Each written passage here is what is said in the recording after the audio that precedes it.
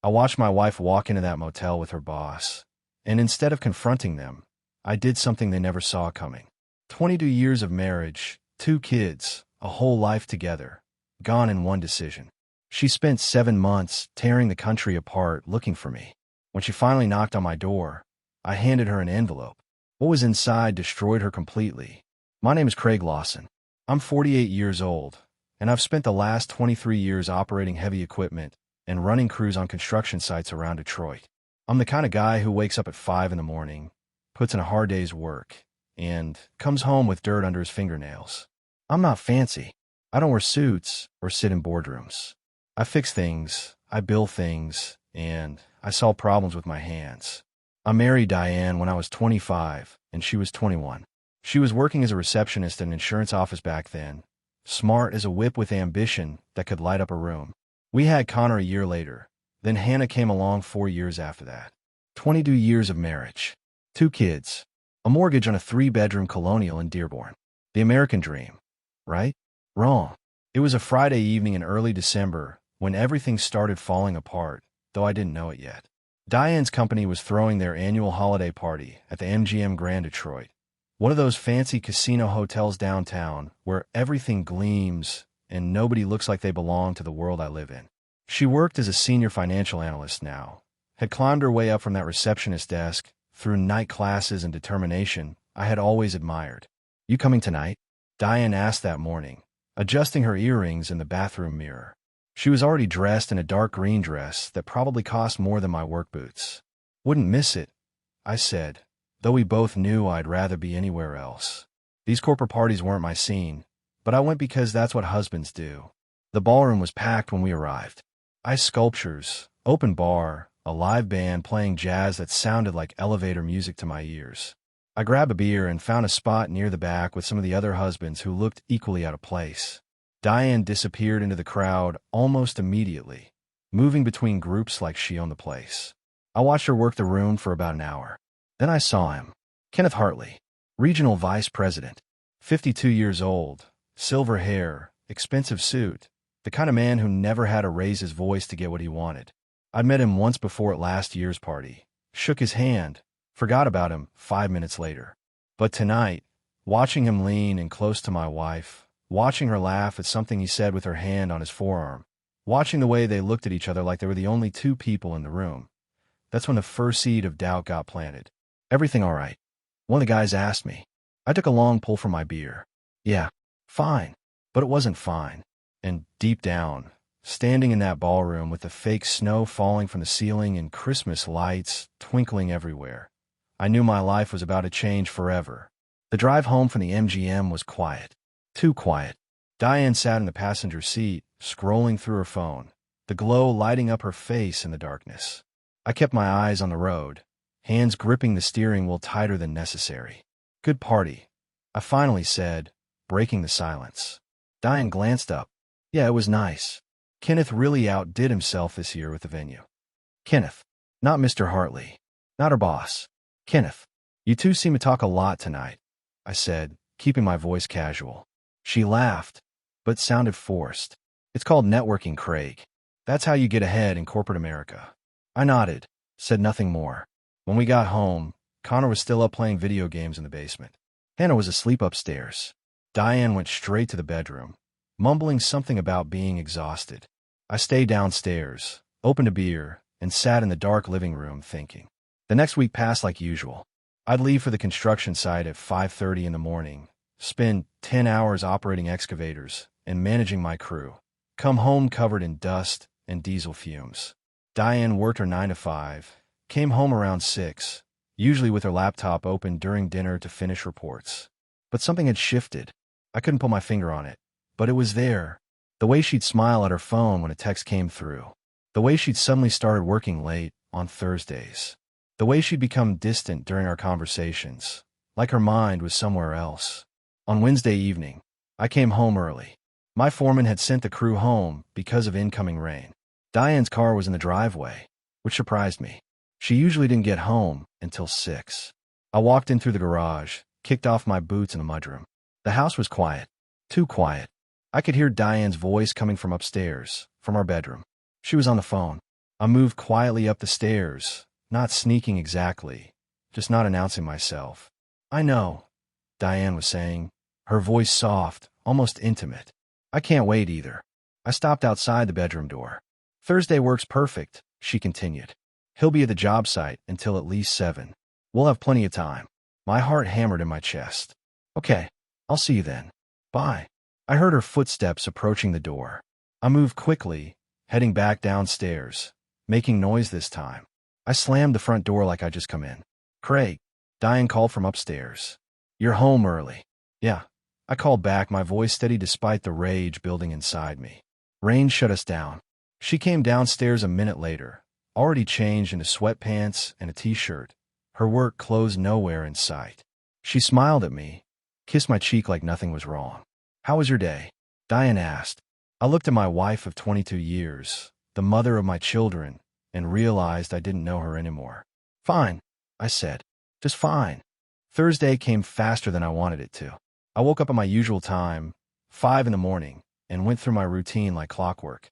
Shower, coffee, kissed Diane on the forehead while she pretended to still be asleep. But this morning was different. This morning, I had a plan. I told my foreman, Big Mike, that I needed to leave the site early. "Family emergency," I said. He didn't ask questions, just clapped me on the shoulder and told me to take care of what I needed to take care of. That's the thing about working with good men. They don't pry. By 3 in the afternoon, I was parked across the street from Diane's office building in downtown Detroit, sitting in my Ford F-250 with a baseball cap pulled low. I felt ridiculous, like some character in a bad movie, but I needed to know. At 4:15, Diane walked out of the building. She wasn't alone. Kenneth Hartley was beside her, his hand on her lower back as they walked to the parking garage. My jaw clenched so hard I thought my teeth might split. I followed them, kept 3 cars back, stayed casual. They didn't head toward our house. Instead, they took I-94 west, heading out of the city. About 40 minutes later, they pulled into a Hampton Inn in Ann Arbor. I parked at the far end of the lot and watched. Kenneth went into the lobby first. 5 minutes later, Diane followed. They weren't even trying to hide it anymore. I sat there for 10 minutes, my hands gripping the steering wheel so tight my knuckles turned white. I could have stormed in there, could have made a scene, dragged Kenneth out by his expensive tie, confronted Diane in front of everyone. But that's not who I am. I'm methodical. I think things through. I pulled out my phone and took pictures. The motel sign, Diane's car, Kenneth's black Lexus with the vanity plates. Then I opened the glove box and grabbed the small digital camera I'd bought 2 days ago. I waited. An hour passed. Then another. The sun was setting when I saw movement. A curtain on the second floor pulled back, and there was Diane, silhouetted against the window. She was laughing, her head thrown back. A man's hand appeared on her shoulder. I took the photo. Then another. And another. By the time they came out separately, Kenneth first, then Diane 20 minutes later, I had everything I needed. She got in her car, checked her makeup in the mirror, and drove off like she just finished a normal day at the office. I didn't follow her home. Instead, I sat in that parking lot until it was full dark, staring at those photos on the camera screen. 22 years. 2 kids. A life we built together. All of it gone. I got home around 9 that night. Diane was in the kitchen, stirring something on the stove. She smiled when I walked in, like she hadn't spent the afternoon in a motel with her boss. "There you are," Diane said. I was starting to worry. "Long day." "Yeah," I said, setting my keys on the counter. "Equipment breakdown. Had to stay late." "Well, dinner's almost ready. Hannah's upstairs doing homework, and Connor's at basketball practice. You should be home soon." I watched her move around the kitchen, so comfortable in her lies. Part of me wanted to throw the camera on the counter, show her the evidence, watch her try to explain it away. But I didn't. Not yet. "How was your day?" I asked instead. "Oh, you know, same old office stuff. Boring meetings, tedious reports." She didn't even flinch. We ate dinner in silence when Connor got home. Hannah talked about her history project. Connor complained about his coach. Diane laughed at all the right moments, asked all the right questions. She was good at this, I realized. Really good. That night, after everyone was asleep, I went down to my workshop in the basement. I plugged the camera into my laptop and uploaded the photos. There they were, undeniable proof. The motel, the cars, Diane in the window. I sat there for a long time, staring at the screen. I thought about Connor, who'd be heading to college next fall. I thought about Hannah, only 14, still needing her dad. I thought about the house, the mortgage, the life we'd built. And I thought about what I was going to do next. I couldn't confront Diane. Not yet. If I did, she'd cry. She'd apologize. She'd promise it meant nothing. And maybe I'd be stupid enough to believe her. Or maybe we'd fight, get a messy divorce, and spend the next 10 years battling over custody and money while our kids suffered. No, I needed a different plan. I opened a browser and started searching. Jobs in other states. Places where a heavy equipment operator with 20 years of experience could start fresh. Tennessee caught my eye. Kentucky. Ohio. Places far enough away that I could disappear completely. By the time I went upstairs, it was past 2 in the morning. Diane was asleep, or pretending to be. I stood in the doorway of Hannah's room, watching her sleep. Then Connor's. My kids. My family. I was going to lose them. But on my terms, not hers. The next 2 weeks moved like clockwork. Every morning I woke up, kissed Diane goodbye, and headed to the construction site. But during lunch breaks, I was making calls. I landed a job offer from a construction company outside Knoxville, Tennessee. The pay was decent, and they needed someone who could run heavy equipment and manage crews. I accepted without hesitation. Finding a place to live was easier than I expected. A small 2-bedroom apartment in a complex near the job site. Nothing fancy, but it had everything I needed. I signed the lease electronically, paid the deposit from my personal account, and scheduled my move-in date for 3 weeks out. The hard part was packing without Diane noticing. I started small. A few shirts here, a pair of boots there. I take them to work in a duffel bag and store them in my truck's lockbox. My important documents, birth certificate, passport, social security card, went into a manila envelope that stayed hidden under my truck's back seat. The bank accounts were trickier. I couldn't just drain our joint savings without raising red flags. So I started moving money gradually. 1,000 here, 1,500 there. Small enough amounts that Diane wouldn't notice in the regular flow of bills and expenses. I opened a new account at a different bank under just my name and funneled everything there. By the end of the second week, I had about $28,000 secured. Connor was the wild card. He'd always been sharp, more observant than Hannah. One Saturday morning, he caught me loading boxes into my truck. "What's all that, Dad?" Connor asked, standing in the driveway with his basketball under one arm. "Just some old tools I'm donating," I said, keeping my voice casual. He looked at the boxes, then at me. Something passed behind his eyes, like he knew I was lying but didn't want to call me on it. "You okay, Dad?" Connor asked quietly. I wanted to tell him everything right then.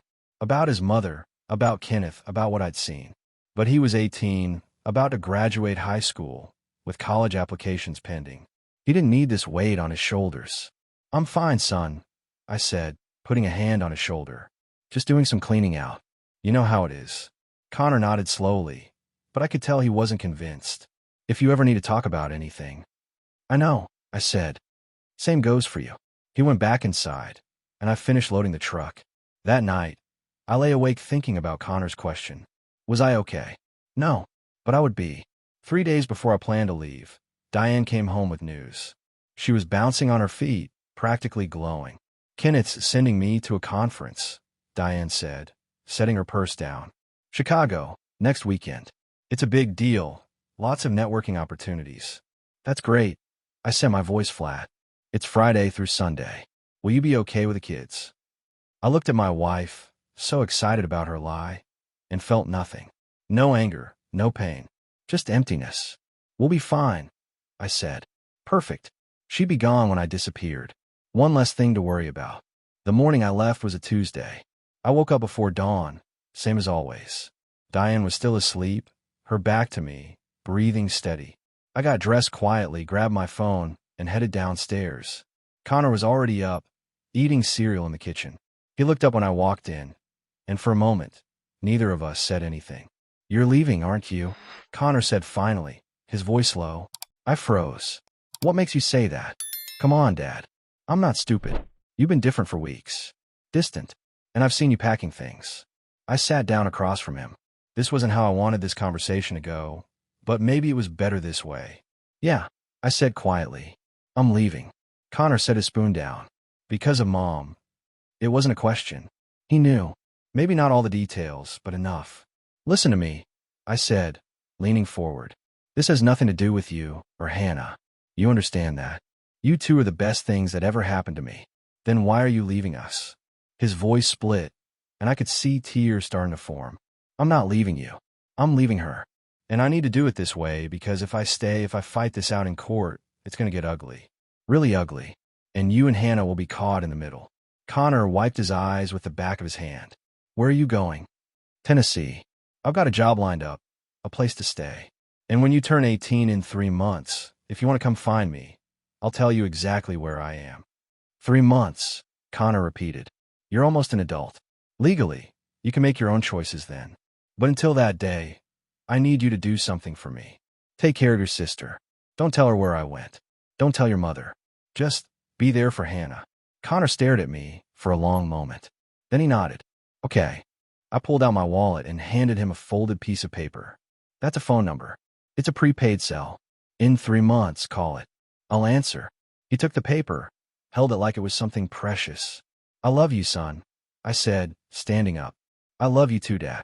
I wanted to hug him, but I couldn't. If I did, I might not be able to leave. So I just put my hand on his shoulder, squeezed once, then walked out the door. My truck was already packed.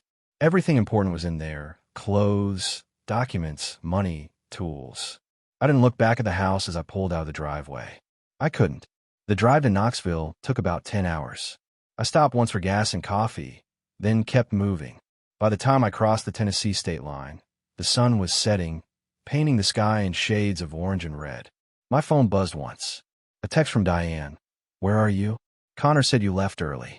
I turned the phone off and threw it out the window at the next rest stop. I was free. Knoxville was nothing like Detroit. The city sprawled across rolling hills, green even in late winter, with the Smoky Mountains visible in the distance on clear days. The pace was slower here, the people friendlier. Nobody knew me, and that was exactly what I needed. My apartment was basic, a small living room, 1 bedroom, a kitchen with outdated appliances. But it was mine. No memories, no ghosts. I spent the first weekend setting up what little I brought. A mattress on the floor, a card table and folding chair for eating, a lamp. That was it. The job started Monday morning. The construction company, Volunteer Builders, ran commercial projects across East Tennessee.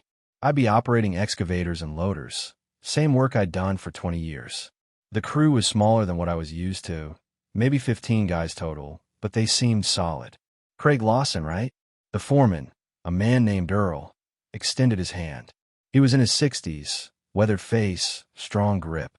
Heard good things about your experience up in Michigan. Yes, sir, I said, shaking his hand. Happy to be here. We're in a tight ship, but we take care of our people. You do right by us, we'll do right by you. The work was hard and honest, exactly what I needed. For 10 hours a day, I could focus on moving earth, grading sites, operating machinery.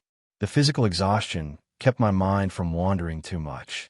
When I got home each night, I'd shower, eat something simple, and fall asleep before 9. But the nights were the hardest.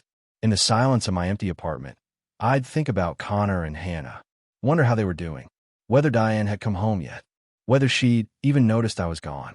2 weeks after I left, I bought a cheap burner phone and checked my old email account from a library computer. There were 17 messages from Diane. The first few were confused. Where are you? Call me. Then they turned angry. How could you just leave? What about your children? By the end, they were desperate. Please, just let me know you're alive. I deleted them all without responding. There was also one from Connor, sent from his school email. Dad, Mom's losing it. She filed a missing person report. Called your parents. Called Uncle Mike. Nobody knows where you are. Hannah keeps asking about you. I told her you had to go away for work, like you said. She cries every night. Mom hired a private investigator. Be careful. Love, Connor. I read it 3 times, then deleted it too. I couldn't respond. Not yet. If I did, they might trace it somehow. I had to stay disappeared. At the construction site, I kept to myself mostly. Ate lunch alone in my truck. Didn't join the guys for beers after work. But Earl noticed. You running from something? Earl asked one afternoon, leaning against my excavator during a break. I looked at him, surprised by the directness. What makes you say that? Been doing this work for 40 years. Seen plenty of men show up in new cities, No family. No friends. Working like they're trying to forget something. You got that look. I didn't answer right away. Finally, I said, just needed a fresh start. Earl nodded slowly. Fair enough. But let me tell you something, son. Whatever you're running from, eventually it catches up. Always does. Question is whether you're ready when it does. He walked away before I could respond. That night, lying on my mattress staring at the ceiling, I thought about his words. Was I running? Or was I finally standing my ground in the only way that made sense? I didn't have an answer. Diane came home from her conference in Chicago on a Sunday evening, pulling into the driveway around 7. The house was dark except for the porch light. She'd texted Connor earlier. No response. She tried calling me a dozen times, straight to voicemail. Something was wrong. She unlocked the front door and stepped inside. Hello, Craig? Kids. Connor appeared at the top of the stairs. Mom, where's your father? Diane asked, setting down her suitcase. He's not here, Connor said flatly. What do you mean he's not here? Where is he? I don't know. Diane's heart started racing. She pushed past Connor and went to our bedroom. The closet, half empty. His side of the dresser, drawers open, clothes gone. The bathroom, his toothbrush, razor, cologne, all missing. Connor, she yelled, running back downstairs. Where is your father? Connor was in the kitchen now, making a sandwich like nothing was wrong. I told you. I don't know. When did he leave? Tuesday morning. Before school. Tuesday? That was 5 days ago. And you didn't think to tell me? Connor looked at her with an expression that made her stomach drop. It wasn't confusion or worry. It was something else. Something cold. He said he needed to go. Connor said simply. Go where? He didn't say. Diane grabbed her phone and called me again. Nothing. She called my parents in Cincinnati. Helen, it's Diane. Is Craig there? My mother's voice was cool. No, Diane. He's not. Do you know where he is? He's not answering his phone. And Connor says he left 5 days ago. If Craig left, Diane, I imagine he had his reasons. The line went dead. Diane stood in the kitchen, phone in her shaking hand, and realized what was happening. I knew. Somehow, I knew about Kenneth. And I'd left without a word. She spent the next 3 days frantically searching. She called my work. They said I quit 2 weeks ago, said I was moving out of state, but didn't say where. She called every friend I had. Nobody knew anything. Or if they did, they weren't telling her. She filed a missing person report with the Dearborn police. 2 officers came to the house, asked questions, looked around. Ma'am, did your husband take any of his belongings? The older officer asked. Yes, but did he empty any bank accounts? Diane checked. Our joint savings was nearly $20,000 lighter. Small withdrawals over several weeks that she'd never noticed. Some money is missing, Diane admitted quietly. The officers exchanged a glance. Ma'am, this doesn't sound like a missing person. This sounds like your husband left voluntarily. But he wouldn't just leave his family. People do it all the time, the younger officer said, not unkindly. Usually for a reason. After they left, Diane sat on the couch and broke down. Hannah came downstairs, saw her mother crying, and asked a question Diane couldn't answer. Mommy, where's Daddy? Diane pulled her daughter close. I don't know, sweetie. I don't know. But deep down, she did know. I found out. And I was gone. 7 months. That's how long it took her to find me. 7 months of hiring investigators, calling old contacts, probably spending thousands of dollars tracking down leads. And when Diane finally knocked on my apartment door on a humid Saturday afternoon in October, I knew exactly what I was going to give her. The truth. I'd just gotten home from a job site, still wearing my work boots and dusty jeans. The knock was soft at first, almost hesitant. I looked through the peephole, and there she was, Diane, standing in the hallway of my apartment building in Knoxville, looking nothing like the confident woman I'd left behind in December. Her hair was pulled back in a messy ponytail. She wore jeans and a plain gray t-shirt, no makeup that I could see. Her eyes were red and puffy, like she'd been crying the whole drive here. She looked exhausted. I opened the door, but didn't step aside to let her in. Craig, Diane breathed, her voice breaking on my name. How did you find me? I asked, my voice flat. Does it matter? She took a shaky step forward. Can we talk? Talk, I said, not moving from the doorway. Please, not out here. Can I come in? I considered it for a moment, then stepped back. She walked into my small apartment, looking around at the sparse furniture, the basic setup. No family photos on the walls. No traces of our life together. "You've been here this whole time?" Diane asked, turned to face me. "I've been somewhere this whole time," I said. "What do you want, Diane?" "I want—" She stopped, her hands twisting together nervously. "I want to explain." "Explain what?" "Kenneth Hartley? The Hampton Inn in Ann Arbor? The Thursday afternoon meetings that weren't meetings." Her face went pale. "You knew." "I knew," I said coldly. "I followed you that Thursday in December. Watched you walk into that motel with him. Took pictures." Diane's legs seemed to give out. She sat down hard on my cheap couch, her hands covering her face. "Oh God, how long?" I asked, even though I didn't really want to know. 6 months, she whispered. "It started last summer at a work retreat. I never meant for it to happen, Craig. I swear I didn't." "But it did happen," I interrupted. "And you kept it happening. For 6 months, you lied to me. To Connor. To Hannah. You looked me in the eye every single day and lied." "I know," she sobbed. "I know, and I'm so sorry. It was a mistake, the biggest mistake of my life. But we can fix this. We can go to counseling, work through it." "No," I said simply. She looked up at me, tears streaming down her face. "What?" "No, we're not fixing anything. There's nothing left to fix. Craig, please. 22 years. Our children. Our home.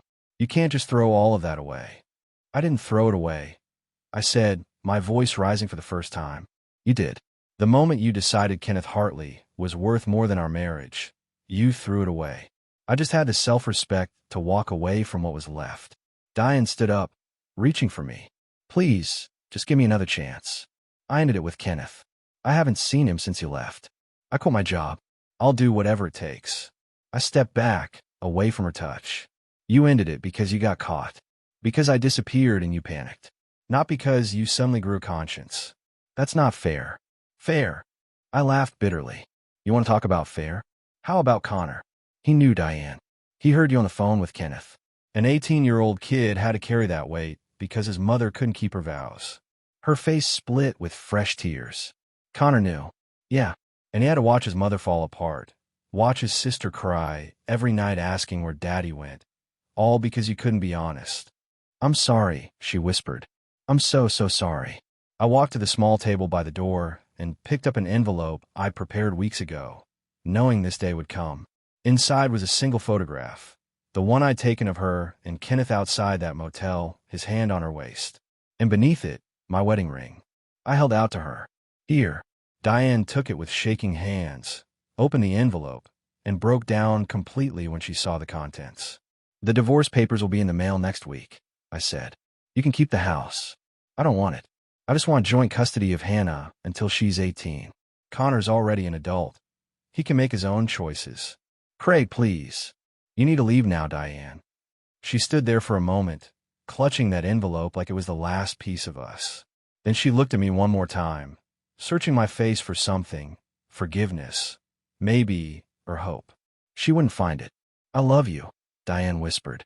"No, you don't," I said. "You love the idea of me, the stability I provided, the life we had, but you didn't love me enough to stay faithful. And I don't love you enough to pretend that's okay." I opened the door and waited. Finally, she walked past me into the hallway, her footsteps slow and heavy. I watched her walk toward the stairs, her shoulders shaking with sobs. Then I closed the door and locked it. The divorce was finalized 3 months later, just after New Year's. Diane didn't fight it. She signed everything, agreed to joint custody, even agreed to pay part of Hannah's expenses since I'd taken a pay cut moving to Tennessee. Kenneth Hartley, I heard through Connor, had been quietly demoted at his company when rumors of the affair spread through the office. His wife divorced him too. Connor called me in January, right after his 18th birthday. "Dad," he said when I answered the prepaid phone, "can I come visit?" "Anytime, son," I said. "You know where I am now." He drove down from Michigan 2 weeks later in the old Jeep I'd helped him buy before I left. When I saw him pull into the parking lot, I felt something I hadn't felt in months, genuine happiness. We spent a weekend together, just talking. About his plans for college, about Hannah, about his mother. He told me Diane was seeing a therapist, trying to work through everything. He told me Hannah was doing better, but still missed me terribly. "She wants to see you," Connor said. "I want to see her too." We'll figure it out. On his last night in Knoxville, Connor and I sat on my apartment balcony, watching the city lights. "Are you happy here, Dad?" he asked. I thought about it. Was I happy? I had a good job, a simple life, no drama. But I miss my kids every day. I miss the life I thought I had. "I'm at peace," I said finally. "And right now, that's enough." Connor nodded. "I'm proud of you. For leaving. For standing up for yourself. A lot of guys would have stayed and been miserable." "Maybe," I said, "but I'm not built that way." "Neither am I," Connor said. "You taught me that." After he left, I sat on that balcony for a long time. Earl had been right. What you run from catches up eventually. But when it did, I'd been ready. I'd faced Diane, told her the truth, and walked away on my own terms. Hannah came to visit in March for spring break. She was 15 now, taller than I remembered, but still my little girl. She cried when she saw me, and I held her tight, promising I'd never disappear like that again. "I'm sorry, baby girl," I said. "I'm sorry I left the way I did." "Mom explained everything," Hannah said. "I understand why you had to go." We spent the week exploring Knoxville, hiking in the Smokies, eating barbecue, just being father and daughter. By the time I drove her to the airport, I knew we were going to be okay. I never spoke to Diane again after that day in October. We communicated through lawyers and email about Hannah's schedule. Nothing more. I heard she started dating someone new, another corporate guy. I hoped he treated her better than Kenneth had. I hoped she learned something from all this. As for me, I stayed in Knoxville. Built a life here. Earl retired, and I took over as foreman. Made some friends, finally. Started dating someone eventually, a woman named Rachel who worked at the diner I've been going to. Nothing serious yet, but it was nice to feel something again. Connor graduated college and got a job in Nashville, only 2 hours away. He visits every other weekend. Hannah comes down for holidays and summer breaks. We video chat twice a week. I'm not the man I was in Detroit. That version of me died when I saw those photos on my camera screen. But the man I became, the one who had the strength to walk away, to rebuild, to stand on his own, he's someone I can respect. And in the end, that's all that matters.